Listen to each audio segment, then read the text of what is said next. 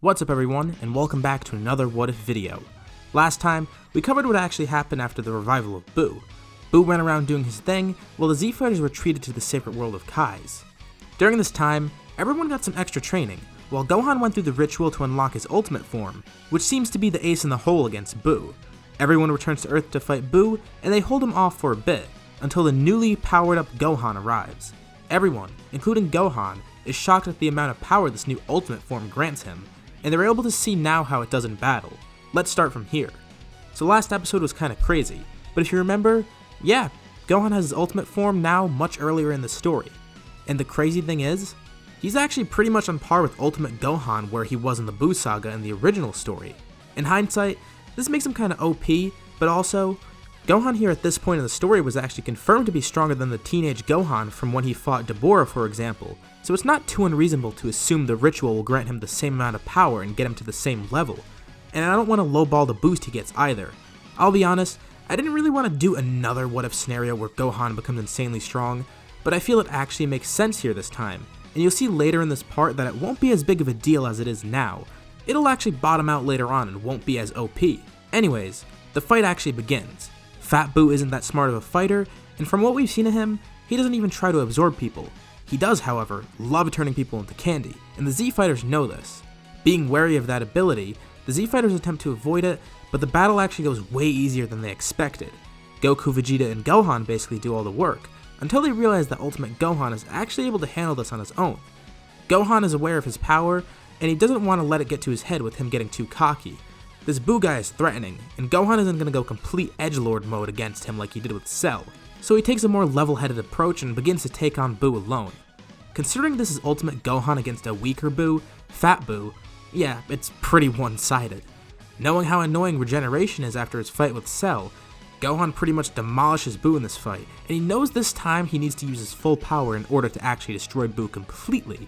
And like I said, Fat Buu isn't really particularly the smartest foe. He can't strategize or work around Gohan's tactics, and ends pretty poorly for him. Gohan beats Buu this time around and doesn't lose, and ends up killing the Majin with Buu having no chance of regenerating at all. He didn't even need to pull what Majin and Vegeta did and blow himself up. One full power blast was more than enough to actually destroy Buu, and actually disintegrate all of his cells. Wow, this plan actually worked. Turns out training with Shin and the Z-Sword was a great idea, because if they didn't do that, none of this would have happened the way it did. Shin returns with Kibito and Elder Kai to thank everyone and make sure everything is 100% okay, and thankfully, it is. Buu is gone and the Earth is now safe. Well, except for the fact that the majority of people are dead, but that's not really a big issue though. Using the Dragon Balls will create a simple fix for this, and all will be fine. So Buu showing up in the Cell Saga actually turned out surprisingly well, despite it sounding disastrous in the beginning. Cell was still defeated on his own, because he was dumb enough to actually go out and find Buu, which led him to becoming Majin Cell, becoming a slave to Babidi, and then dying. So it kinda sucks for him, just like it did for Bobby and the rest of his crew. The Z-Fighters were able to stop Buu from destroying everything, and the universe is no longer in danger. Well, at least for now. Luckily for everyone else, we now enter a rare period of peace. 7 years into the peacetime, things are going pretty well for everyone. Goten of course is born, with Goku actually being around this time, meaning he and Vegeta continue training together. They do end up getting Super Saiyan 2 of course, which is pretty great for them. As for Gohan, well, fighting never was really something Gohan was fond of. Sure, he still trains from time to time and never loses access to Super Saiyan 2 or Ultimate, but he doesn't train excessively like Goku and Vegeta. Still, he does from time to time train, but not a lot since he's more focused on school. Yeah, he still ends up going to school, and as for the Saiyaman Saga, nothing really changes in the beginning. Gohan goes to school, becomes the Great Saiyaman, meets Videl, all of that stuff. But there's a good change that happens later on, and that's the World Tournament. This is going to be completely different, and it will actually be a true tournament arc this time, and I'm going to cover it in depth. With the Buu Saga basically over already, this is a normal tournament. No Babidi or Buu means that the entrance will actually change. There's no Shin or Kibito entering, and Spopovich and Yamu still enter, but they're obviously not Majins and they're not going to be bad guys. As for the people taking Shin and Kibito's spot, I'm going to do what I usually do here and include Tien and Yamcha. Given that they trained more in the Cell and Buu Saga, they're a bit stronger and more motivated to fight this time around, and they've been in tournaments before, so why not join again? They end up joining and getting in obviously, and the tournament begins. I'm going to keep the bracket for everyone the same as it was in the original story, except obviously I'll be replacing Shin and Kibito's spots. First, we have Krillin versus Pintar, which is really nothing special. Krillin wins easily. Next, we have Ma Jr. versus Tien. Tien replaces Shin here, and this battle is actually pretty interesting. Tien puts up a really good fight against Piccolo, but Piccolo does have the edge in terms of power, so Piccolo comes out victorious here. And next, oh god, Videl versus Spopovich. Oh wait, there's no need for me to worry. Spopovich isn't a maniac here and isn't going to wail on Videl like he did before, and he actually fights normally with Videl, but Videl does end up beating him. She has better strategy and strength, so she comes out on top. Interesting tournament so far. Next, the Great Saiyaman vs Yamcha, with Yamcha replacing Kibito. Sorry Yamcha, but it's pretty obvious that Gohan wins this one. Kinda unfair if you ask me. Oh yeah, and Gohan is never revealed to be the Great Saiyaman, at least for now. Next, Mr. Satan vs 18, and Mr. Satan wins with the use of a bribe. Huh, whatever. The next battle is the most interesting one in this part of the tournament, and that is Goku vs Vegeta.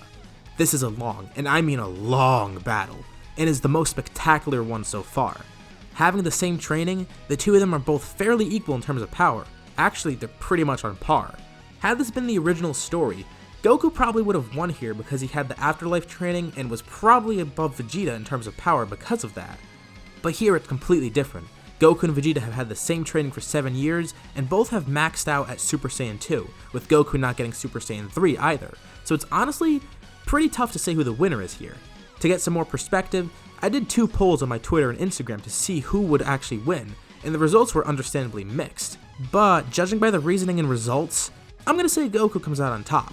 In a battle like this, Goku's experience with tournaments and martial arts, plus his better techniques like instant transmission, give him an advantage against Vegeta.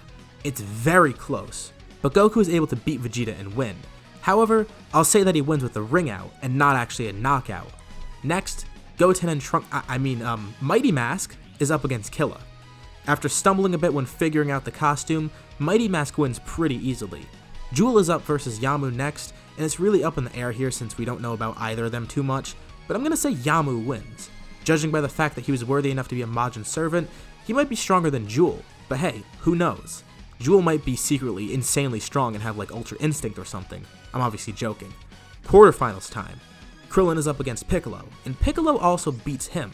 It's a good fight though, similar to the one with Tien, but Piccolo pulls ahead pretty easily after a bit. Next is Videl versus the Great Saiyaman, and needless to say, the Great Saiyaman wins, but he fights on par with Videl at the level that she's at, without going Super Saiyan or Ultimate or whatever. He's glad to see that she's made a lot of progress in terms of power and her abilities, and they have a very friendly fight. I mean, it's not like Gohan is gonna go Ultimate and utterly demolish his girlfriend in a fight. He wants it to be kind of fair. Next is Goku versus Mr. Satan, and Goku doesn't accept a bribe here. He wants to actually see what he can do in this tournament. Mr. Satan loses, but is actually able to save some face by making an excuse with the help of Goku, and they fake a whole stunt where Mr. Satan pretends to be sick, and Goku tries to help him out, but yeah, his stomach hurts too much to fight. So yeah, he's not gonna fight here, but Goku ends up advancing ahead. Plus, it's not like Mr. Satan is forfeiting against some schmuck. Goku is a previous champion, so it doesn't look too bad for Mr. Satan, and he's only forfeiting because his stomach hurts, and everyone believes that. Anyways, Mighty Mask fights Yamu next and wins. Time for the semifinals, and it's not particularly too interesting. Well, the first fight is actually pretty cool when I think about it. It's Piccolo versus Gohan. The two are glad to fight each other, being best friends and all, but Gohan is pretty clearly advantaged here. He fights without transforming though, and the two have a good match, and it's fun for the both of them. Both are impressed to see how far the other has come in terms of strength, and it's been a while since they've sparred like this, but Gohan wins. And next, Goku is up against Mighty Mask. This one's pretty funny. Mighty Mask obviously stands no chance against Goku. Goten and Trunks go Super Saiyan and try to fight him, and it's weird for Goku because he sees how odd Mighty Mask can move his body. Goku fires a Kamehameha towards Mighty Mask, and similar to how 18 fought against them, Goten and Trunks panic and they separate. The costume is destroyed, and it's revealed that the two of these kids were actually Mighty Mask, and they fight Goku now, until they're disqualified. It's a shame. Goku kinda wanted to see how strong they were, but it's really no big deal. He could try that later on. Thankfully, the way the bracket was set up in the original story actually creates for an interesting final outcome in this scenario, because now we have a really good matchup in terms of the finals. The Great Saiyaman is up against the former champion, Goku. A battle of father and son, and it should be very intriguing. Wanting to fight on par and enjoy the battle, The two start by limiting themselves to their base forms, and they'll crank it up to Super Saiyan 2 later on if necessary. And if that goes nowhere, Gohan is welcome to use his ultimate form and show Goku his full strength. Much like Vegeta vs Goku, this fight is very, very close. Gohan and Goku are pretty much equal. Even though Gohan has less training during this time, he was farther ahead of Goku to begin with, and they're now both around even when they're in Super Saiyan 2. But of course, Ultimate is a different story. It's another long fight and the two enjoy it, but Goku isn't really pleased yet. Later on in the fight, he decides he doesn't want Gohan to hold back, and he tells him to use his full power. Gohan obliges and goes Ultimate, which shreds his bandana and destroys his sunglasses and ruins his disguise. Uh-oh, everyone knows it's him now. They're surprised to see that it's actually Gohan, and Gohan and Goku are both equally nervous now that the identity has been revealed, and it makes for a bit of a funny moment as they try and cover up Gohan's face. Ah well, it's kinda pointless now, it doesn't really matter. The only thing that matters is the fight. They get back to the battle, with Goku using his full power in Super Saiyan 2. No Super Saiyan 3 obviously, like I said before, since he didn't have the same experience he did in the afterlife and isn't able to access it here. Gohan is now an Ultimate, and the two clash, but it's clear who's more advantaged here. After a brief exchange of blows, with Gohan getting better hits in than Goku, the two then speed towards each other at full power, full speed. They collide with a huge explosion in the air and a flash of light. After the light clears, the result is revealed. Both have their fists in the other's face, with Gohan only being slightly fazed by it, and Goku is now knocked unconscious. Goku falls to the ground, and now winning with a knockout, Gohan is the victor of the tournament. And obviously, Trunks is the victor for the kids division. That was a pretty fun tournament. I've never really covered a full tournament arc like this. This was a rare moment of peace and it created for a fun scenario, but of course, this peace won't last forever. In a few more years, the next enemy will arrive, one stronger than anyone could have ever imagined, even more so than Cell, Buu, Goku, Vegeta, or even Gohan. But I'm gonna save that for another part. So what did you guys think about this part? Did you like how the tournament went and the result of it? What do you think will happen next time once Beerus shows up? Leave your thoughts and suggestions in the comments below, and I'll be sure to check them out. As always, if you liked the video, be sure to drop a like, and subscribe if you haven't already. And hit the bell icon for notifications about future parts of this What If, or any other videos I end up making for my channel. Thank you all for watching, and I'll see you on my next video.